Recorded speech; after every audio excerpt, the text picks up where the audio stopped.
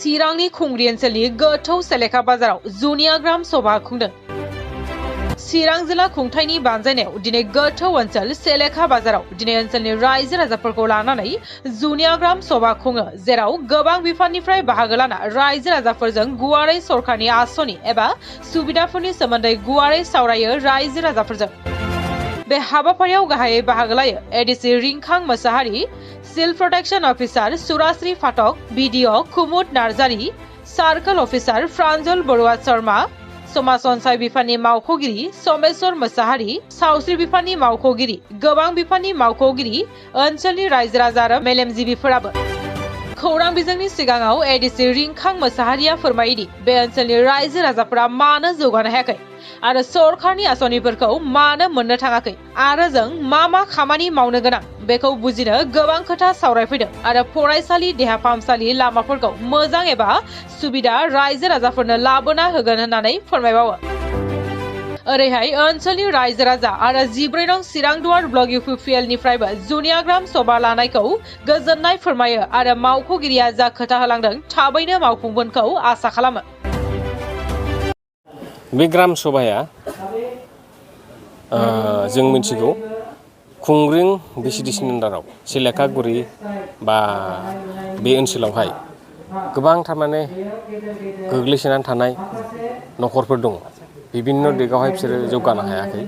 दा बे जौगानो हायै ओनसोलफोरनि रायजो राजाफोरजोंहाय जों रायज्लायनो थाखाय फैदों।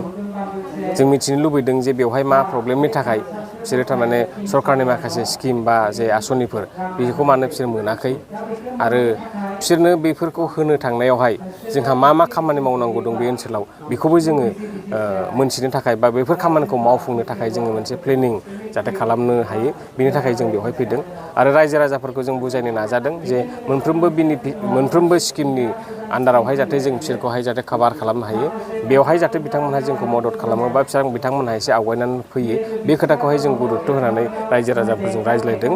जथेस्थ' बाहाय न'खरफोर दं, फेमिलिफोर दङ, गोबां थारमाने स्किमनि आन्दाराव जायफोरखौ जों कभार खालामनो हायो आरोखि।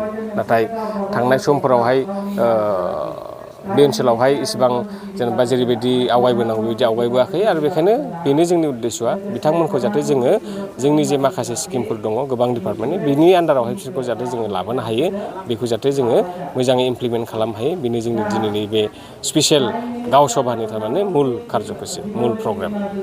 एडुकेसन सेक्टर आरो हेल्थ सेक्टर प्लास कमिउनिकेसनाव गोबां जेंना बेनि थाखाय माबा मोनसे बेबस्था लानो सानो। बेनो जेनेबा बेवहाय जों नुदों जेनेबा स्कुलफ्रा जेरैबायदि जेनेबा नुदों एसे गोजान थांनांगौ जायो उन्दै गथ'फ्रा। दा बेफोरबायदि खेथ्रआवबो बा लामायानो जा बा अन्य जेनेबा हस्पिटाल फेसिलिटियानो जा बेफोरावबो जों नुदों थारमाने इसिबां थारमाने माखासे जे सेन्टारफोर दं बेफोरनिफ्राय एसे गोजान जायो। दा बेफोर बुस्थुखौनो जों मोजाङै नायनानै जाहाथे फैगौ दिनफोराव जाहाथे जोङो बेफोर फेसिलिटिखौ जाहाथे खाथिसिनाव जाहाथे रायजो राजानि खाथिसिनाव लाबोनो हायो बेनि थाखाय जों जाहाथे मोजाङै प्लेन खालामनो हायो। बेनि थाखायनो जों बे मिटिंखौहाय रायजो राजाफोरजों मोजाङै सावरायनो थाखाय फैनाय जादों। আজি ইয়াতে চেলেখাগুৰি বজাৰ এলেকাত এটা সভা হৈ গ'ল।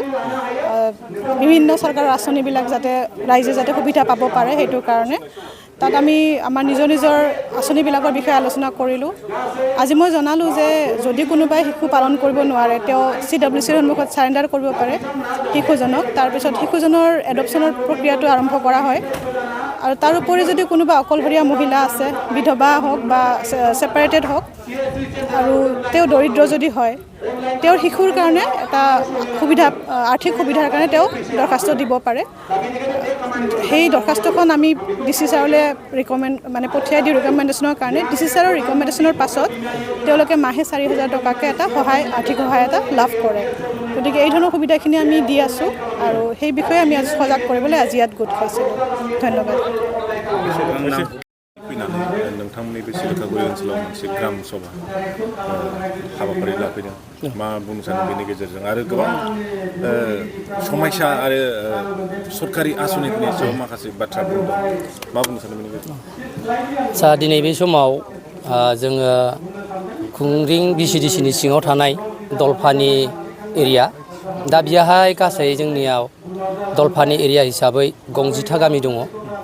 दा बे 60 गामिनि गेजेराव दिनै जोंनि चिरां जिल्ला अर्थात जिल्ला बेंगिरि सार बिथाङा गावनो गोसो गुदुं जानानै जिहेतु जोंनि नैबे दलपानि एरियायाव माखासे आनडेभेलपखौ नुनानै बा माखासे मावनो गोनां खामानिखौ आद्रा नुनानै बिथाङा गावनो गोसो गुदुं जानानै जिहेतु जोंनि नैबे दलपानि एरियायाव था सेलेखागुरि बाजार ओनसोलाव जा मोनसे ग्राम सभानि मेल लाफैदों दा आं गिबियाव सार जिल्ला बेंगिरि बिथांनिसिम आङो साबायखर बावहरग्रोबाय।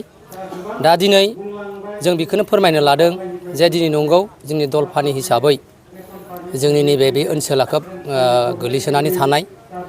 दिनै जोङो थांनाय जिथु सरकार थांनायनि सरकारावबो जेसेबां जोंहा डेभेलप जानांगौमोन जों डेभेलपबो जानो हायाखै आरो जोंनि मथा मथि नैबे बे ओनसोला दलपानि ओनसोला गैयाब्लाबो 25 एबा 22 बोसोर जालांबाय। बेहाय गासै रायजो राजा रायजो जानाया दिनैसिमबो माखासे डेभेलपखौ जों नुनो मोनाखै। जेरै गिबियावनो हमना ला लामा होननानै बुं, दालां होननानै बुं, बा फरायसालि होननानै बुं, बा बिथिं बायदि बायदि सरकारि आसुनि हस्पिटाल अंगनबादि बायदि बायदि आसुनि जोंहा जिहेतु बेयाव मोननो गोनां दङ मोनाखै।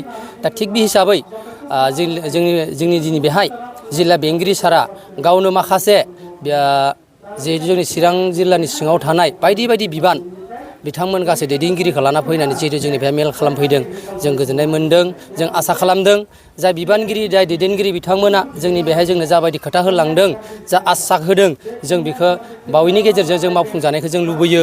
जाहाथे जोंनि बे गोरिब गुन्द्रा थाखोनि ओनसोलनि रायजो राजाखौ जाहाथे अनसायहरो जों बेखौ आसा खालामदों आरो बेखौ जों गोख्रों रावजों बुंनो सानदों जे जाय बिथांमोना दिनैनि गेजेरजों जा जोंनि बेहाय फोरमायफैदों मेल खालामफैदों माखासे आसनिफोरखौ होगोन होननानै बुंदों नाथाय होनायल'जों जों गोजोननाय नङा बुंनायजों माने खामानिया मोगथाङाव महर जानांगोन जों बेखौ मिजिं खालामहरो आरो दिनैनि बेलायाव जा मोनसे मेल लाफैदों ग्राम सभानि गेजेरजों जों बेहाय खोब गोजोननाय मोन्दों।